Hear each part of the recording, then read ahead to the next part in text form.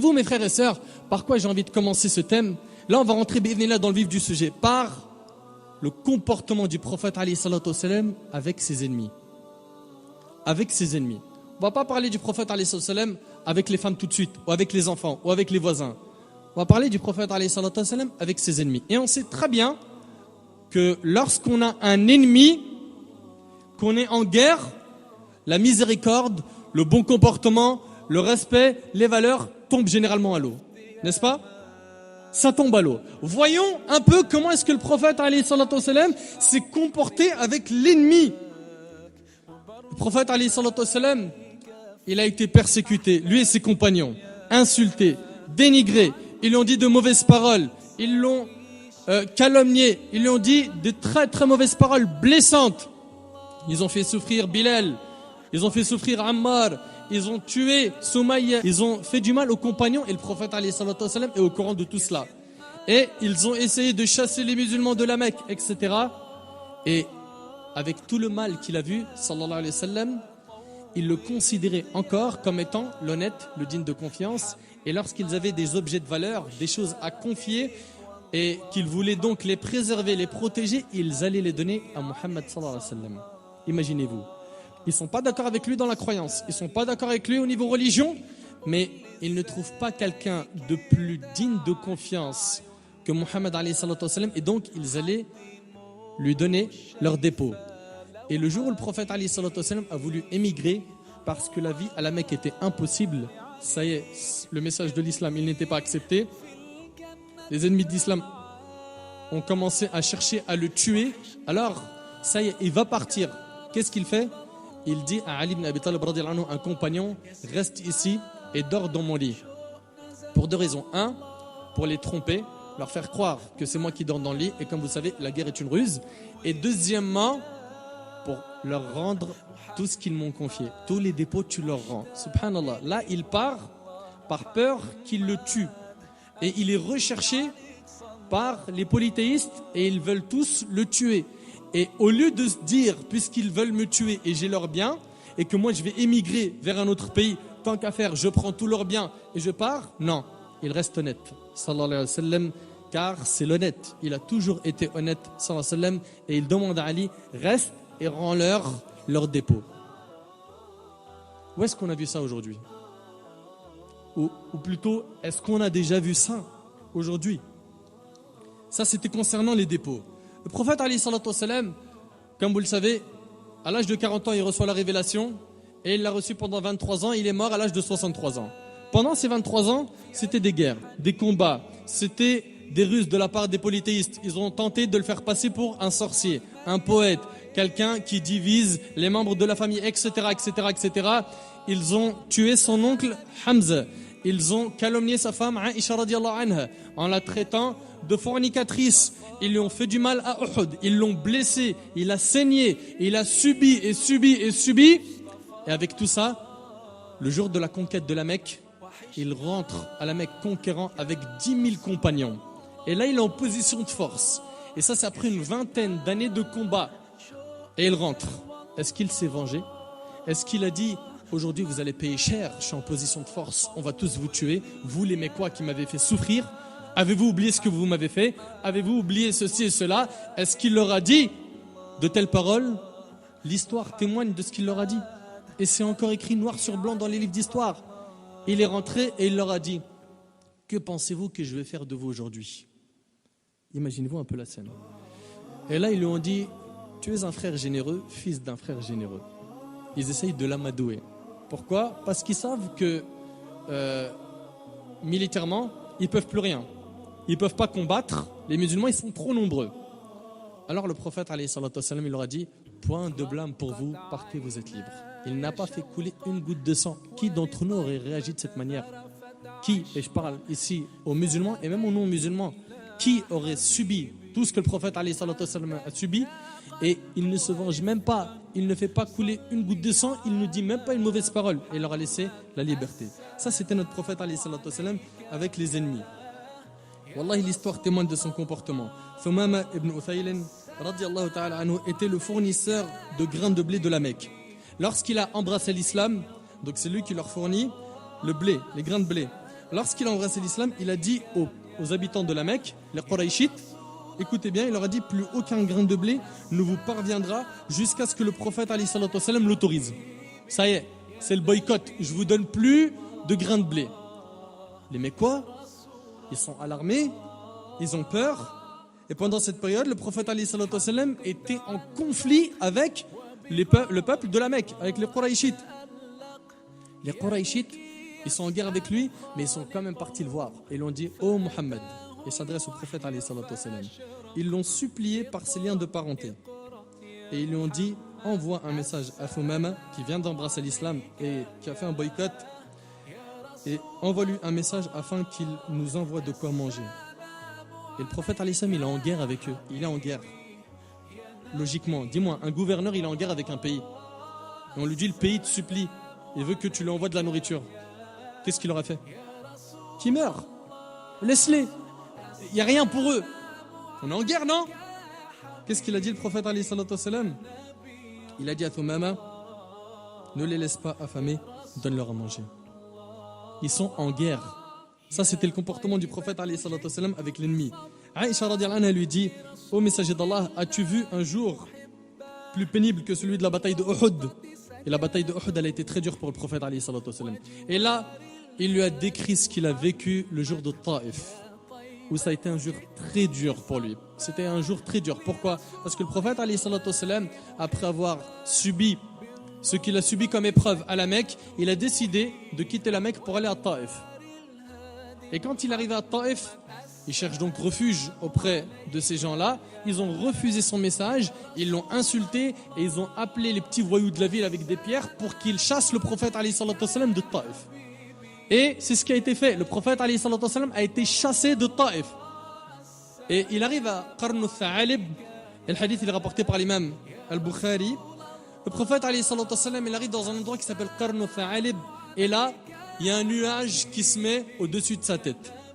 Et l'ange Jibril, celui qui est chargé de la révélation, descend voir le prophète alayhi salatu wassalam et lui dit, l'ange des montagnes est avec moi, il veut t'adresser la parole. L'ange des montagnes saluait le prophète alayhi salatu wassalam et il lui a dit, j'ai entendu ce que ton peuple a dit, j'ai entendu ce qu'ils ont dit à Taïf. Et si tu souhaites, je les engloutis. En fait, la ville de Taïf, il y avait autour d'elle 2 grandes montagnes. Il a dit, si tu souhaites, je les engloutis avec les 2 montagnes qui les entourent. On les écrase avec les 2 montagnes. Je te venge.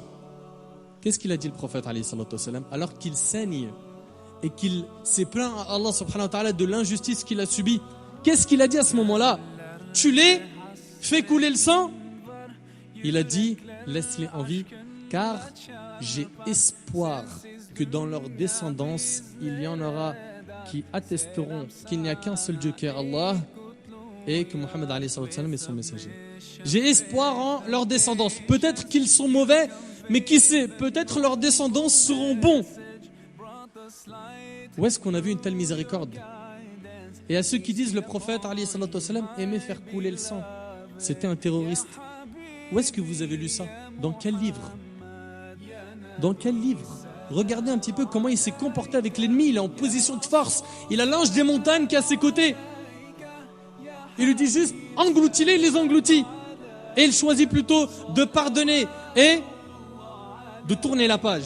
Ça, c'était notre prophète alayhi salatu wassalam. Regardez avec moi le comportement du prophète alayhi salatu wassalam pendant la guerre. Il envoie l'armée et il dit au chef de l'armée, ne trahissez pas, ne tuez pas d'enfants, pas de femmes. Écoute bien, ne tuez pas d'enfants, ne tuez pas de femmes. Attention aux arbres. Il leur fait une recommandation totale aux personnes âgées. Toute chose est interdite. La seule chose qu'ils doivent combattre, c'est l'ennemi. Stop. Ça, c'est dans la guerre. Et ça, c'est notre religion. Et ça, c'est le comportement du prophète alayhi salatu wassalam. Et le prophète alayhi salatu wassalam, pendant la bataille de Badr, il avait besoin d'un grand nombre de compagnons autour de lui. Il n'était à peine que 300 et l'ennemi était au nombre de 1000. Le prophète alayhi salatu wassalam va donc combattre. À ce moment-là, Hudayfa ibn al-Yaman et un parmi les compagnons ont été capturés par les polythéistes de la Mecque, les Qurayshites. Ils leur ont dit, on vous relâche et on vous laisse rejoindre le prophète Mohammed à condition que vous ne combattez pas avec lui pour Badr. Ils acceptèrent. Et lorsqu'ils sont partis voir le prophète alayhi salatu wassalam, qui a besoin d'un grand nombre de musulmans pour combattre, il leur a dit, alayhi salatu wassalam, qu'est-ce qui s'est passé? Ils lui ont dit voilà. Ils nous ont dit on vous relâche à condition que vous ne combattez pas. Il leur a dit respectez votre engagement. Ça existe où ça aujourd'hui? Chez qui vous avez déjà entendu de telles paroles? Respectez votre engagement. Ne venez pas avec moi et je demanderai à Allah son soutien. Ça, c'était le prophète alayhi salatu wassalam. Vous savez combien il y a eu de batailles à l'époque du prophète alayhi salatu wassalam? Il a participé à 27 batailles. Combien de personnes a-t-il tué lui-même? Une seule personne. Une. Le bilan des morts des non-musulmans, il est tout simplement surprenant. Sur 27 batailles, 439 morts. Dis-moi un petit peu la Première Guerre mondiale, il y a eu combien de morts? Dis-moi la Deuxième Guerre mondiale, il y a eu combien de morts? Dis-moi la bombe atomique qu'a lancé les USA, elle a fait combien de morts? Parle-moi un petit peu des morts ici et là-bas et fais une comparaison avec 27 batailles, il y en a 439 parmi les non-musulmans. Ça prouve que le prophète alayhi salatu wassalam n'était pas quelqu'un qui aimait faire couler le sang. C'est un argument clair. Si lui était quelqu'un qui voulait faire couler le sang, on aurait entendu des milliers et des milliers. On aurait entendu que cette personne-là a été vraiment marquant dans sa période et il a fait couler le sang au point où il y a eu centaines de millions de personnes qui sont mortes. 439. 439, ya ibadallah. Le prophète alayhi salatu wassalam, il a eu un comportement historique. Wallahi al-azim, historique. L'homme qui a tué la fille du prophète alayhi salatu wassalam, Zainab, il s'appelait Aswad. Lorsqu'il est venu embrasser l'islam et qui s'est présenté au prophète alayhi salatu wassalam, le prophète alayhi salatu wassalam lui a pardonné le meurtre de sa fille et il a accepté sa reconversion. Wahshi radiyallahu anhu, lorsqu'il a tué l'oncle du prophète alayhi salatu wassalam, Hamza, et qu'il est venu embrasser l'islam auprès du prophète alayhi salatu wassalam, le prophète alayhi salatu wassalam accepta sa reconversion. Dans Sahih al-Bukhari et Muslim, Jabir radiyallahu anhu raconte, il dit nous étions avec le prophète alayhi salatu wassalam à Dhat al-Riqa', dans un endroit, et lorsque nous sommes arrivés dans cet endroit, le prophète alayhi salatu wassalam s'allongea sous l'ombre d'un arbre et il accrocha son sabre à la branche d'un arbre. Suite à quoi le prophète alayhi salatu wassalam se réveille en voyant qu'un parmi les idolâtres a pris le sabre du prophète alayhi salatu wassalam, d'où qui était accroché sur la branche. Il l'a pris et il l'a pointé sur le cou du prophète alayhi salatu wassalam et lui a dit as-tu peur de moi? Imagine la scène. Imagine, le prophète alayhi salatu wassalam, c'est le chef, le gouverneur, c'est le maître des fils d'Adam, c'est l'imam des imams, c'est le sceau des prophètes. Il a le plus grand rang qui puisse exister. Et on lui pointe une épée. Et il lui dit as-tu peur de moi? Le prophète alayhi salatu wassalam lui dit non. Il lui dit alors qui te protège de moi? La réponse du prophète alayhi salatu wassalam, elle a été simple et rapide. Il lui a dit Allah. À peine le prophète alayhi salatu wassalam a dit Allah, l'épée elle est tombée de la main de l'ennemi et le prophète alayhi salatu wassalam reprit l'épée et lui a dit et toi qui te protège de moi? Imagine la scène. Et toi qui te protège de moi? Qu'est-ce qu'il lui a dit? Il lui a dit, écoute ce qu'il lui a dit, il lui a dit sois le meilleur preneur, sois gentil avec moi. Ah, sois gentil avec moi, tu l'as été il y a quelques secondes. Sois gentil, sois le meilleur preneur. Et il a promis de ne plus le combattre. Le prophète alayhi salatu wassalam lui a rendu la liberté. Mais est-ce que tu arrives à imaginer un petit peu la scène? Il ne lui a rien fait. Il l'a laissé partir. Et quand cet homme est rentré, il a dit à ses compagnons je reviens à vous de chez le meilleur des gens. Le meilleur des gens, c'est Muhammad alayhi salatu wassalam. At-Tufayl ibn Amr al-Dawsi, c'était le chef de la tribu de Daous. Et cette histoire, elle est rapportée par l'imam al-Bukhari et Muslim. Lorsqu'il a embrassé l'islam, et c'était quelqu'un de respecté dans sa tribu, c'était le chef de la tribu de Daous. Il a embrassé l'islam après avoir dialogué un petit peu avec le prophète alayhi salatu wassalam. Il est retourné immédiatement, où ça? Dans sa tribu, Daous, pour les inviter à l'islam. Après les avoir invités à l'islam, il a été choqué de voir qu'ils ont tous refusé d'embrasser l'islam. Alors il est parti voir le prophète alayhi salatu wassalam, il lui a dit maudit Daous, fais une invocation contre Daous pour qu'ils périssent. Le prophète alayhi salatu wassalam a levé ses mains et il a dit oh Allah, guide Daous et ramène-les vers nous. T'as vu le réflexe du prophète alayhi salatu wassalam, son comportement? Et quand il est reparti à Daous, il les a trouvés musulmans. Allah a accepté l'invocation du prophète alayhi salatu wassalam. À Khaybar, une femme juive offrit au prophète alayhi salatu wassalam une épaule de mouton, et c'est ce qu'il aimait énormément, le prophète alayhi salatu wassalam, et lui a offert une épaule de mouton empoisonnée. Le prophète alayhi salatu wassalam, une fois informé que l'épaule était empoisonnée, décida de la laisser en vie sans se venger, alors que ses compagnons étaient déterminés à la tuer. Ça, c'était le comportement du prophète alayhi salatu wassalam. Elle lui ramène de la nourriture empoisonnée et il ne se venge pas. Il ne se venge pas. Il ne s'est jamais vengé pour sa propre personne, comme l'a rapporté Ali ibn Abi Talib radiyallahu anhu. Et on verra juste après la description de Ali qui est plus qu'impressionnante. Anas ibn Malik radiyallahu anhu, il rapporte, et c'est dans Sahih al-Bukhari, il dit: je marchais en compagnie du prophète alayhi salatu wassalam. Il était vêtu d'un manteau najranite au bord épais. Un bédouin, l'ayant approché, le tira si fortement, il a tiré le prophète alayhi salatu wassalam par son coup fort. Imagine quelqu'un, il fait ça à qui? Au prophète alayhi salatu wassalam, celui que les compagnons aiment plus que tout au monde. Et les compagnons, ils assistent à ça. Et il l'a tiré fort par son vêtement, avec violence, au point où il lui a laissé une marque en haut de l'épaule. Et il lui a dit: ordonne qu'on me donne quelque chose du bien d'Allah dont tu disposes. Le prophète alayhi salatu wassalam se tourna vers lui en souriant et il ordonna qu'on lui donne quelque chose. Et il l'a laissé partir. Et il était doux. Le prophète alayhi salatu wassalam, c'était pas quelqu'un d'agressif. C'était quelqu'un certes qui se défendait, c'était quelqu'un certes qui avait de l'honneur et une fierté, mais c'était pas quelqu'un de violent. Sallallahu alayhi wa sallam. Et écoutez avec moi cette histoire qui, wallahi, wallahi, wallahi, elle est magnifique. J'ai pas d'autre mot. C'est un exemple impressionnant de sa patience et de sa miséricorde. Zayd ibn Sa'na, c'était un grand savant, un érudit parmi les juifs. Quelqu'un de très respecté à son époque. Il s'appelle Zayd ibn Sa'na. Cet homme-là, il avait fait un prêt au prophète alayhi salatu wassalam. Il a prêté quelque chose. Puis, 2-3 jours avant la date du remboursement qui était convenu, le Nabi alayhi salatu wassalam, à ce moment-là, il était accompagné d'Abu Bakr, de Omar, et vous savez très bien ce qu'est Omar, et de Uthman ibn Affan radiyallahu anhu. Puis, Zayd dit: Muhammad, ne me rends-tu pas mon droit? Il lui parle en lui criant dessus: est-ce que tu vas pas me rendre mon droit? Et qu'est-ce qu'il lui a dit après cela? Écoute bien, il lui a dit: je ne vous connais pas, par Allah, fils de Abd al-Muttalib, comme étant des gens qui lèsent les droits d'autrui. Je les ai fréquentés au point de les connaître. Et Zayd dit, à ce moment-là, quand j'ai dit ces paroles dures au prophète alayhi salatu wassalam, j'ai regardé Omar et j'ai vu la colère dans ses yeux. Omar, il ne supporte pas ça. Radiyallahu ta'ala anhu. Bien sûr, les autres aussi, mais chez Omar, ça se voyait rapidement. Et là, Omar radiyallahu anhu lui dit: ennemi d'Allah! Direct. Ennemi d'Allah! Tu dis au messager d'Allah alayhi salatu wassalam ce que je viens d'entendre, et tu lui fais ce que je viens de voir par celui qui l'a envoyé avec la vérité. Il jure donc par qui? Par Allah. N'eût-ce été ce dont je crains la perte, je t'aurais tranché ton cou avec mon sabre. C'est simplement parce que j'ai peur de perdre le paradis, je t'aurais tranché le cou avec mon sabre.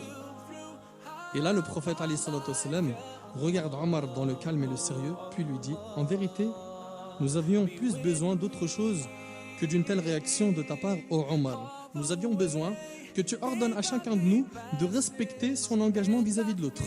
Omar, vas-y avec lui, rembourse-lui son dû et accorde-lui en plus 20 sa'. Et écoute bien, il lui a dit: donne-lui en plus quoi? 20 sa', et 20 sa', ça représente 60 kilos de dattes. Pourquoi il lui a dit donne-lui en plus? Il lui a dit donne-lui en plus 20 sa' en compensation de la frayeur que tu as suscitée chez lui. Vous avez vu ça où? Donc non seulement il demande à Omar lui-même de partir. Pourquoi? Parce que c'est lui qui a parlé d'une manière assez brusque à cet homme.